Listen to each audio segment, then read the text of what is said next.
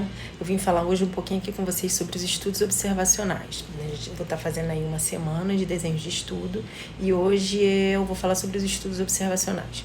Meu objetivo não é te ensinar a fazer um estudo, a desenhar um estudo. O objetivo é que você pegue um artigo e consiga identificar qual o tipo de estudo que está naquele artigo. E se aquele tipo de estudo responde a sua pergunta. Quando a gente parte para uma pesquisa na internet para fazer uma busca de alguma referência bibliográfica, a gente tem uma questão, a gente tem uma pergunta a ser respondida. Então a gente precisa saber se aquele desenho de estudo responde à nossa questão, tá? Esse é o mais importante para quem está na prática, para quem está na ponta, saber identificar o tipo de estudo que está ali e se responde à sua questão, tá? Então vamos lá, deixa eu compartilhar aqui. Ficou meio tapado ali, mas dá para ver. Então tá, os estudos observacionais, eles são os estudos onde o pesquisador ele não interfere, né? A pesquisa corre no seu curso normal, né? Não há interferência nenhuma do pesquisador. Ele apenas separa grupos, né? Adequa os grupos e a pesquisa segue o curso normal. Aí a gente tem os estudos transversais, que são um corte no tempo, por exemplo, eu quero avaliar a prevalência de uso de um medicamento no Rio de Janeiro no período de 2004 a 2005. Então, vou fazer um corte, eu não tenho um acompanhamento temporal sobre o uso desse medicamento. Eu vou fazer um corte no tempo nesse período e eu vou ver nesse período a quantidade de uso desse medicamento, a prevalência de uso desse medicamento, certo? Não tem um acompanhamento temporal. O estudo de coorte é um estudo prospectivo, né? Então, ele vai partir da exposição. Então, eu tenho uma exposição e eu vou acompanhar aquilo ali, aquele caso, aquele grupo de pacientes expostos a um determinado fator e vou ver o que acontece com esse paciente. São estudos longos, são estudos caros, tá? Por exemplo, eu vou acompanhar fumantes. Eu quero ver o que acontece com pessoas que fumam. Então, vou fazer um grupo de pessoas que fumam, um grupo já está estabelecido, eu não vou fazer ninguém fumar, né? Não há interferência do pesquisador.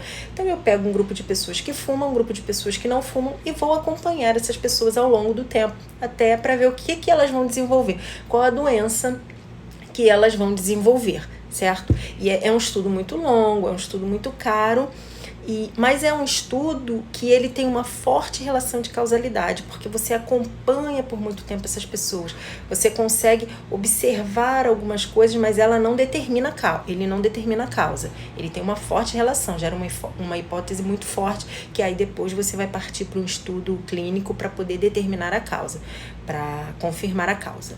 A gente tem o estudo de caso controle, que ele parte do desfecho, então assim, e ele geralmente é um estudo prospectivo, né? Já passou para trás, do passado. Então, ele parte do desfecho, por exemplo, pacientes infartados.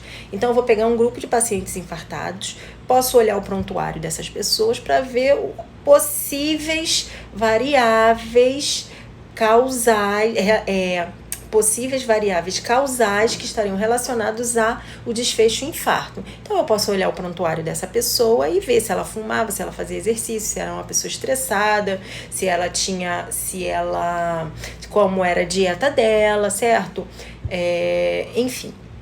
O problema desse estudo é que ele corre o risco de muito viés e confundidores, porque é algo passado. Então, tem o viés do esquecimento. Se você for fazer uma entrevista com essa pessoa sobre algo que aconteceu, provavelmente algumas coisas a pessoa não vai lembrar, né? É normal, a gente não lembra de tudo. Então, ele é um estudo que ele gera hipótese, mas ele não tem uma forte relação de causalidade, tá? Ele só gera hipótese.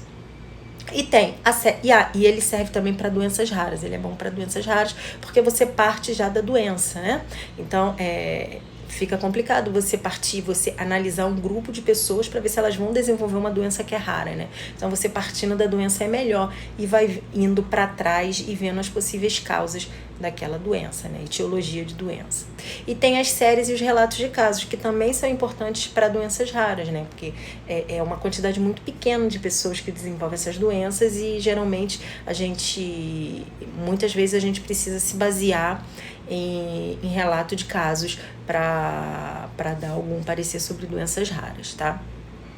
Então, assim, a gente tem esses 4 grandes desenhos de estudos observacionais. E para que eles servem, né? Quando a gente vai pegar um artigo para ler, o que você vai objetivar lendo um artigo com esse desenho de estudo? Estudos transversais, todos geram hipótese, né? Todos vão gerar hipótese. Estudos transversais, você vai identificar prevalência, você vai ver a quantidade de doentes naquele período, a quantidade de uso de medicamento naquele período. Ele é bom para prevalência de doenças, de uso de medicamento, de qualquer tecnologia médica. Os estudos de coorte prospectivos, incidência, prognóstico, né? Porque você vai acompanhar a pessoa que está exposta a um fator, você vai acompanhar durante vários anos. Tem estudos de 20, 30 anos, coortes de 20, 30 anos. Então, você consegue avaliar fator de risco, prognóstico, hipóteses, sempre uma forte relação causal, mas não determina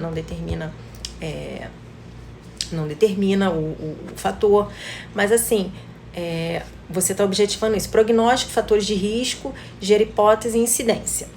Caso controle, você vai ver etiologia, porque como você parte do desfecho, você volta e você consegue ter algumas hipóteses de etiologia para aquele desfecho. E o série de casos e relatos de casos, eles geram hipótese, tá? Então, assim, o que é importante? Eu peguei um artigo, eu tenho uma questão, eu preciso resolver uma questão. O que eu vou fazer? Eu vou lá fazer uma busca na internet, vou fazer uma seleção pelo título. Em muitos títulos, às vezes a gente já vem determinado qual tipo de estudo, não observacional, mas vem assim, prevalência de uso do medicamento tal na população tal. É um estudo observacional, tá? Prevalência ali. Incidência da doença tal. Às vezes vem escrito coorte realizada no município do Rio de Janeiro durante tantos anos. Caso controle, série de casos. Então, às vezes no título, você já consegue identificar qual é o estudo. Mas se não, você pelo título, você vai dar uma seleção, se aquele título está dentro do que você quer, e você vai partir para o objetivo. Qual é o objetivo do artigo? Qual é o objetivo do estudo? Qual é a pergunta daquele estudo? Aquela pergunta tem a ver com a minha pergunta também, tem a ver com o que eu quero responder, com o que eu quero solucionar também, com a minha dúvida também. O que eu vou fazer? Segundo passo, eu vou ver qual o tipo de estudo. Porque se eu quero determinar, por exemplo, se eu estou procurando a eficácia de um medicamento, eu quero saber se esse medicamento é eficaz para a doença tal.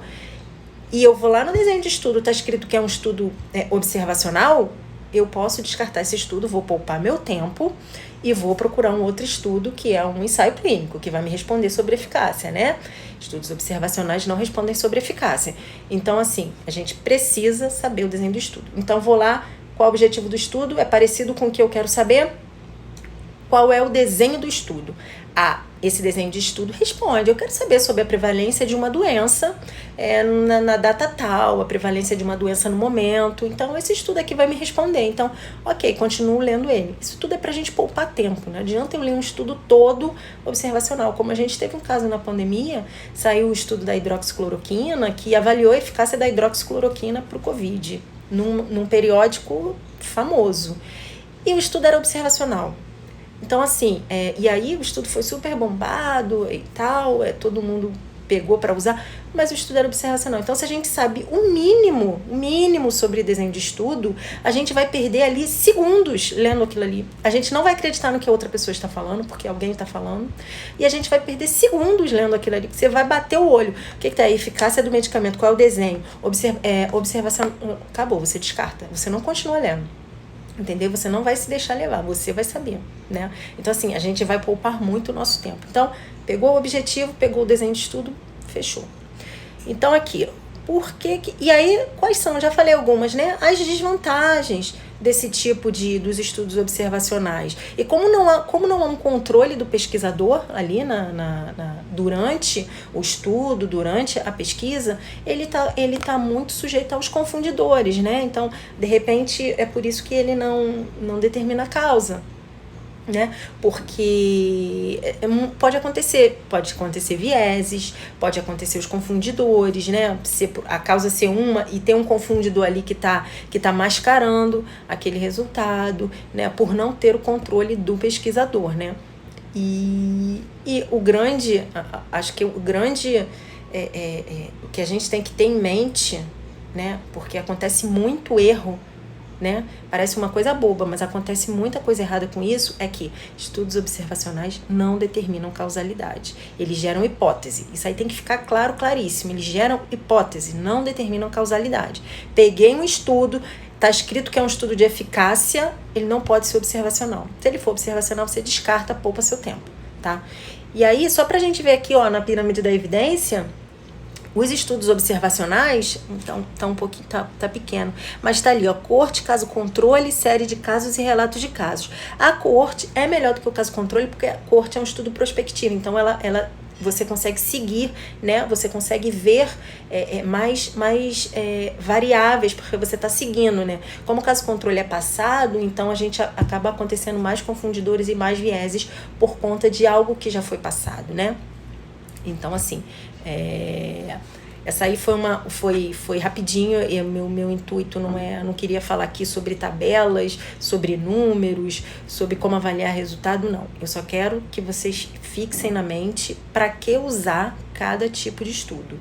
Os estudos observacionais, eles são usados para quê? É isso que a gente tem que fixar e botar na mente. Não avaliam causalidade. Isso tem que estar na nossa mente, tá? O objetivo aqui é só esse. Pegar um estudo e saber se eu devo continuar lendo aquele estudo, se ele responde a minha pergunta, aquele desenho de estudo, tá bom? Amanhã eu vou botar um post lá com esse resumo do que eu falei e com esses templates para vocês, se vocês quiserem salvar, tá? E aí durante a semana eu vou fazer vou botar aí mais um videozinho sobre ensaio clínico, revisão sistemática e meta-análise, tá bom? E qualquer dúvida deixa aqui ou manda por direct que eu vou estar respondendo, tá bom?